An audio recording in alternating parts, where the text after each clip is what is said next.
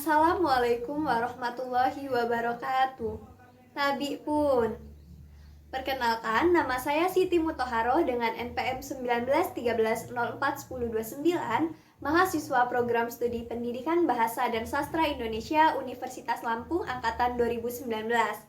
Di video kali ini saya akan mempraktikkan keterampilan dasar mengajar yang ke-8, yaitu keterampilan dasar mengajar kelompok kecil dan individu. Selamat menyaksikan.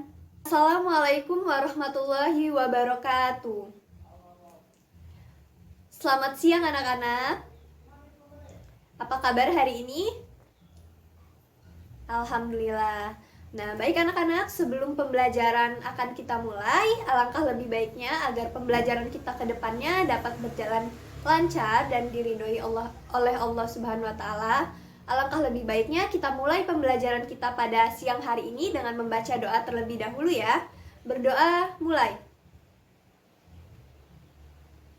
Berdoa selesai.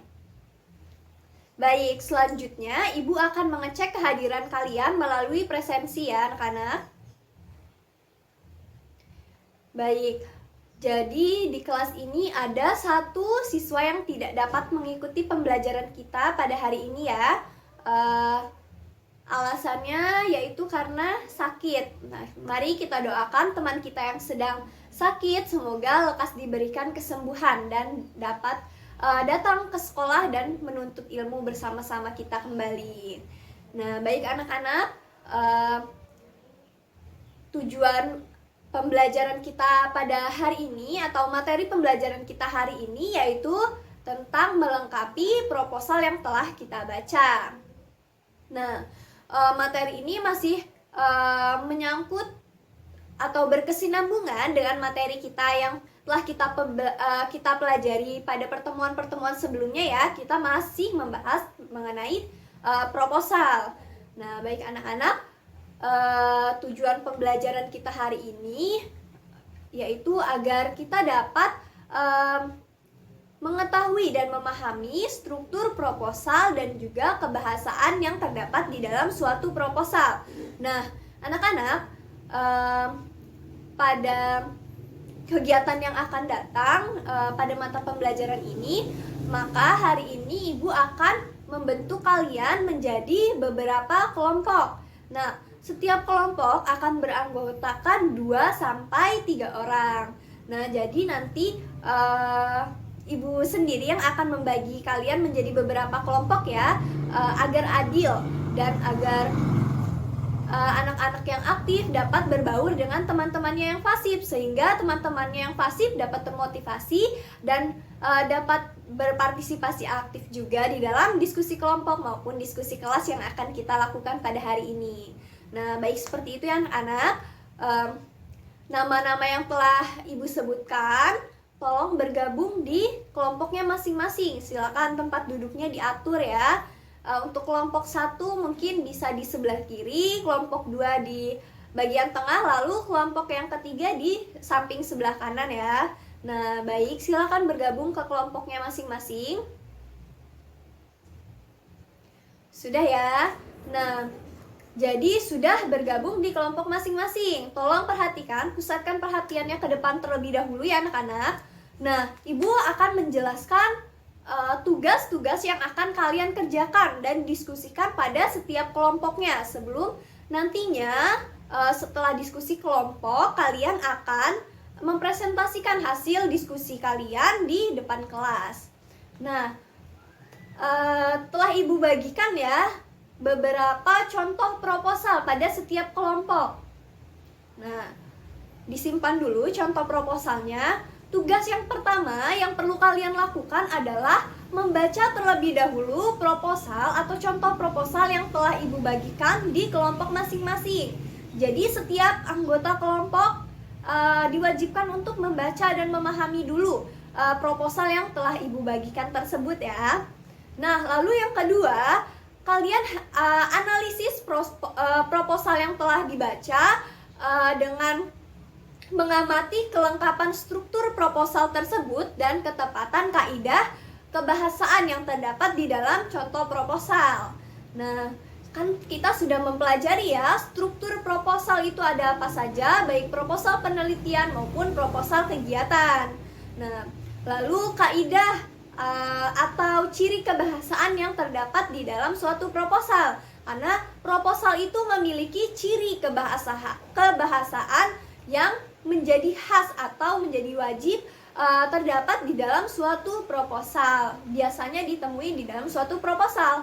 Nah, lalu yang ketiga, setiap kelompok menunjuk satu anggotanya untuk menjadi moderator yang akan memimpin jalannya diskusi kelompok nanti. Nah, jadi nanti setiap kelompok akan maju di depan kelas ini untuk mempresentasikan hasil kerja kelompoknya kepada teman-teman yang lain.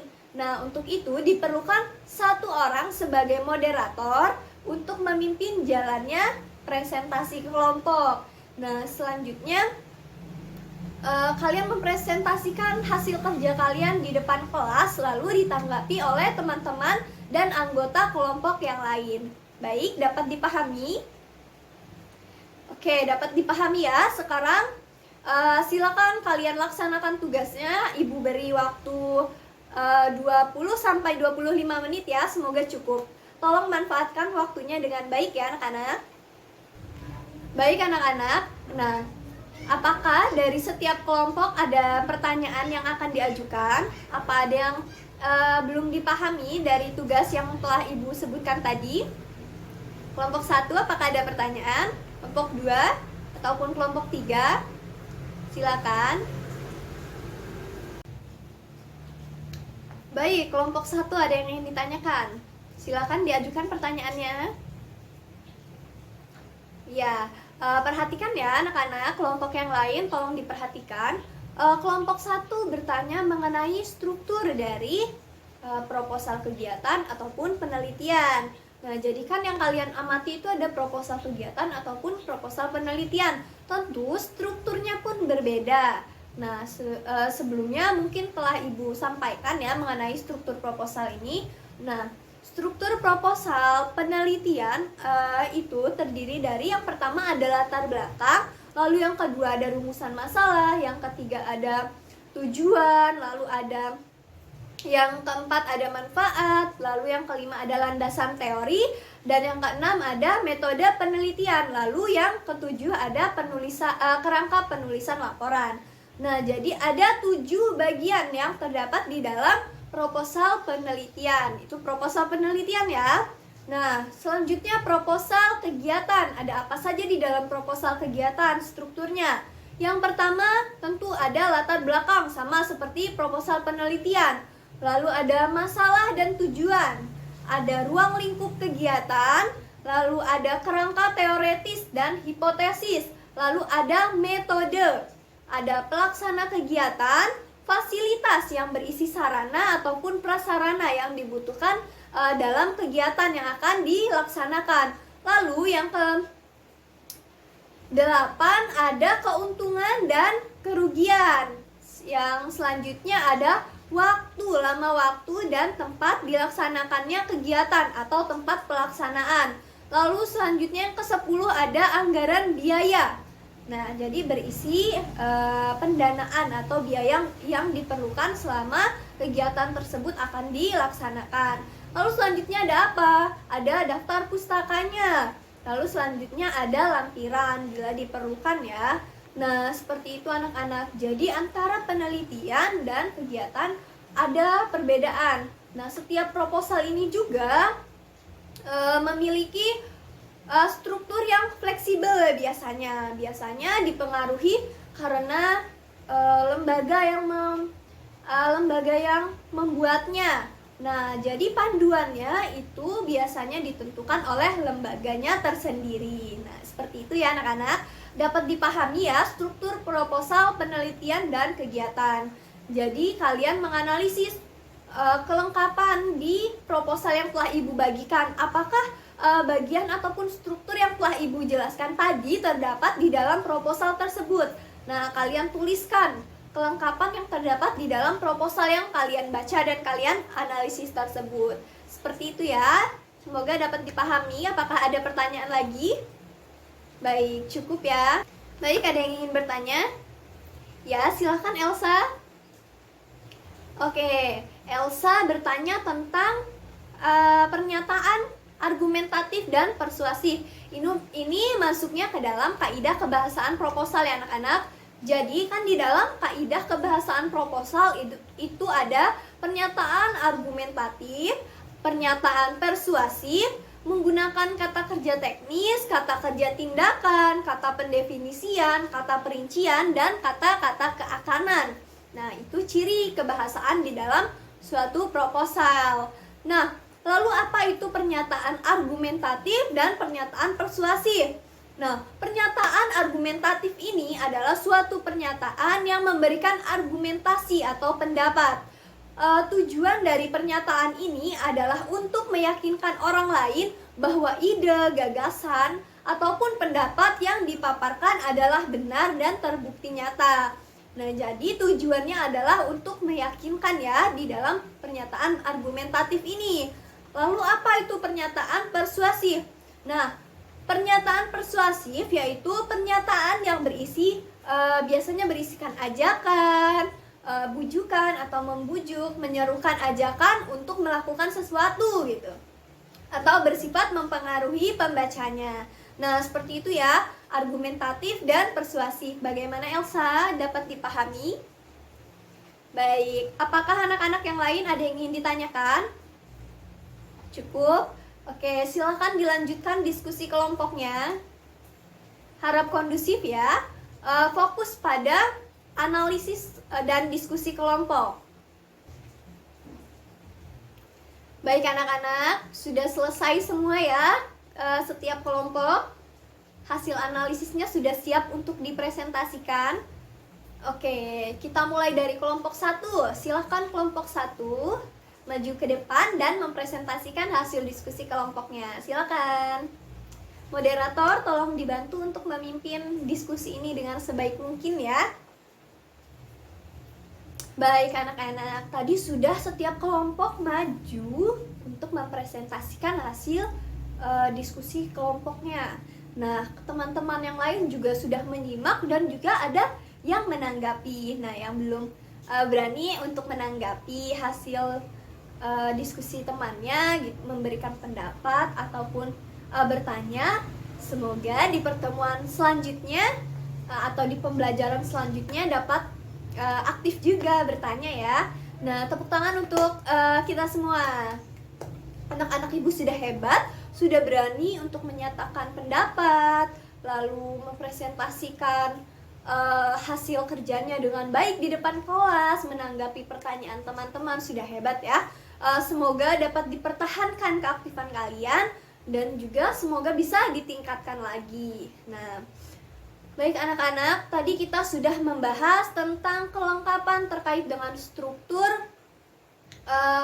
proposal baik kegiatan maupun penelitian ya. Proposal penelitian tadi ada 7. Nah, namun terdapat beberapa yang ingin Ibu sampaikan terkait dengan diskusi dan hasil analisis kalian tadi. Nah, untuk tadi kelompok 1, moderator sudah cukup baik ya dalam memimpin jalannya diskusi, mengatur waktu diskusinya supaya berjalan lancar. Sudah cukup baik moderator kelompok 1, 2, dan 3. Tapi pada hasil analisis kelompok 2, ini yang akan Ibu komentari ya, terdapat kekurangan dalam menganalisis kelengkapan. Nah, jadi ada bagian-bagian dari struktur proposal kalian yang telah kalian baca itu yang terlewat, yaitu pada proposal kegiatan ya. Tadi ada bagian di dalam proposal kegiatan itu ada sarana dan prasarana. Nah, itu kalian terlewat ya. Nah, sebenarnya di dalam proposal itu terdapat sarana prasarana yang digunakan selama untuk kegiatan yang akan dilaksanakan. Nah, coba nanti lebih teliti lagi dalam menganalisis ya. Lalu untuk kelompok 3 untuk menganalisis kaidah kebahasaannya. Nah, setiap kaidah kebahasaan proposal itu setiap proposal itu memiliki ciri atau kaidah kebahasaan yang biasanya memang digunakan untuk menulis suatu proposal. Nah, jadi tadi ada kata pendefinisian seperti kata adalah, ialah, merupakan. Nah, itu termasuk kata pendefinisian. Jadi mohon lebih teliti lagi dibacanya untuk kaidah, lalu struktur, dipelajari lagi, dibaca lagi agar kalian paham. Dan ingat, struktur proposal itu ada apa saja, lalu kaidah kebahasaan itu ada apa saja, kata kerja tindakan di dalam kaidah proposal itu contohnya seperti apa. Jadi kan nanti kalau kalian membaca suatu proposal, kalian dapat memahami, oh ini kata kerja tindakan proposal, lalu oh ini kata pendefinisian di proposal itu seperti kata adalah, oh seperti itu. Jadi dengan begitu kalian bisa memahami isi dari setiap proposal. Nah, seperti itu ya anak-anak. Tidak apa-apa karena kita masih di dalam tahap belajar, jadi masih ibu maklumi. Untuk kedepannya kita sama-sama belajar untuk lebih teliti lagi dalam menganalisis ya materi pembelajaran hari ini. Tolong dibaca-baca kembali untuk pertemuan selanjutnya, karena di pertemuan selanjutnya kita masih akan membahas mengenai bab proposal. Nah, baik anak-anak, terima kasih untuk pembelajaran kita pada hari ini. Ibu senang sekali dan sangat mengapresiasi kelas ini karena sudah begitu aktif mengikuti pembelajaran. Nah, semoga kedepannya kita masih diberikan kesehatan dan bisa berjumpa lagi di pertemuan selanjutnya. Nah, baik anak-anak, apabila terdapat kesalahan ataupun kekeliruan ataupun kata-kata dari ibu yang kurang berkenan selama mengikuti pembelajaran kita pada hari ini, ibu memohon maaf. Semoga kalian dapat memaafkan ibu ya. Nah, tetap semangat belajar, tetap jaga kesehatan, karena COVID-19 itu masih ada. Jadi kalau tidak sangat perlu untuk berkerumun ataupun keluar rumah, tolong jangan keluar rumah ya, kecuali untuk kita ke sekolah, itu pun harus mematuhi protokol kesehatan. Nah, tetap digunakan maskernya, rajin mencuci tangan, makan dan minum yang bergizi ya. Nah, sekian pembelajaran kita pada hari ini. Ibu akhiri. Wassalamualaikum warahmatullahi wabarakatuh. Sampai jumpa.